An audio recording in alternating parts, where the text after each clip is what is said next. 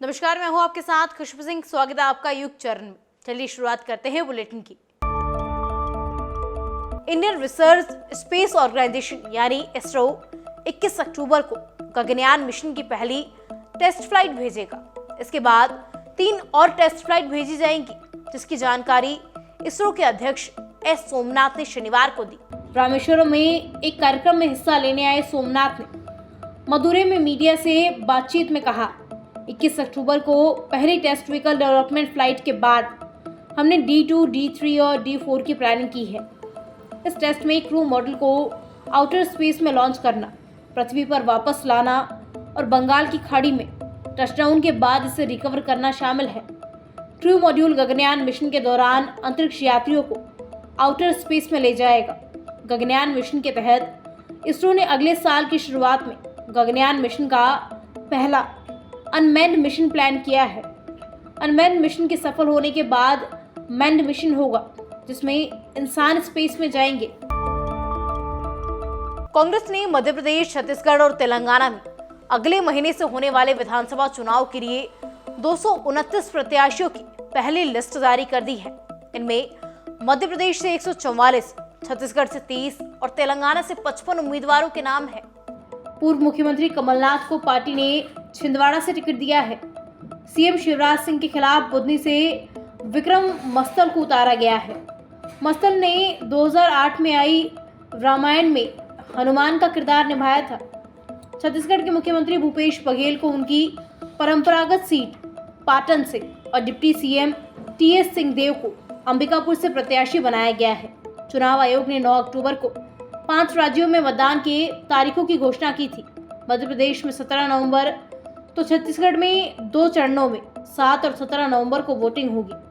राजस्थान में 25 नवंबर, मिजोरम में 7 नवंबर और तेलंगाना में 30 नवंबर को चुनाव होंगे।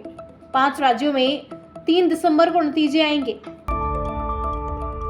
राजस्थान पब्लिक सर्विस कमीशन के मेंबर कर्नल केसरी सिंह विवाद में कांग्रेस, खासकर मुख्यमंत्री अशोक गहलोत को कितना नुकसान हो सकता है, ये सवाल इसलिए पूछा जा रहा है क्योंकि केसरी सिंह विवाद में अशोक गहलोत ने अपनी गलती स्वीकार की है, जिसके बाद सोशल मीडिया पर उनका ही मशहूर डायलॉग हर गलती कीमत मांगती है ये चर्चा में है। सोशल मीडिया पर यूजर्स अशोक गहलोत की तस्वीर शेयर कर सवाल पूछ रहे हैं कि आखिर इस गलती की कीमत कौन और कैसे चुकाएगा। यूजर्स मुख्यमंत्री अशोक गहलोत को एक्स पर टैग कर इस गलती की क्या कीमत होगी ये पूछ रहे हैं। बीजेपी के कद्दावर नेता राजेंद्र राठौड़ ने भी पोस्ट किया, आखिरकार कब तक गलतियों पर गलतियां करोगे। अशोक गहलोत जी, एक तरफ आदर्श आचार संहिता लग रही थी, वहीं दूसरी तरफ आप राजनीतिक उद्देश्यों की पूर्ति के लिए संवैधानिक तंत्रों का बेजा इस्तेमाल कर नियुक्तियों की रेवड़ियां बांट रहे थे।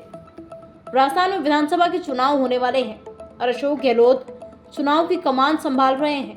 उनके समर्थक उन्हें फिर से मुख्यमंत्री के दावेदार बता रहे हैं।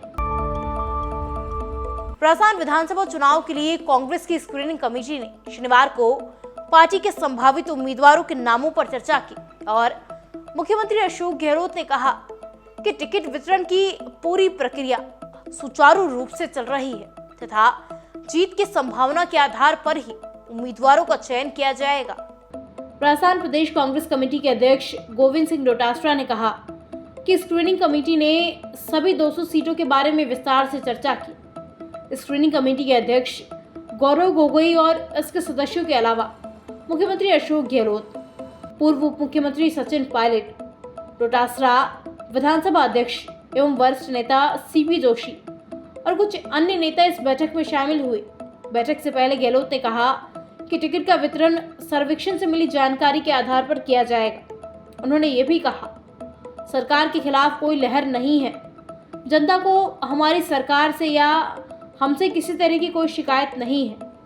हाँ, ये मान सकते हैं कि अगर किसी विधायक से किसी को शिकायत है तो सर्वेक्षण रिपोर्ट है। सर्वेक्षण की फीडबैक पर सब कुछ निर्भर करेगा।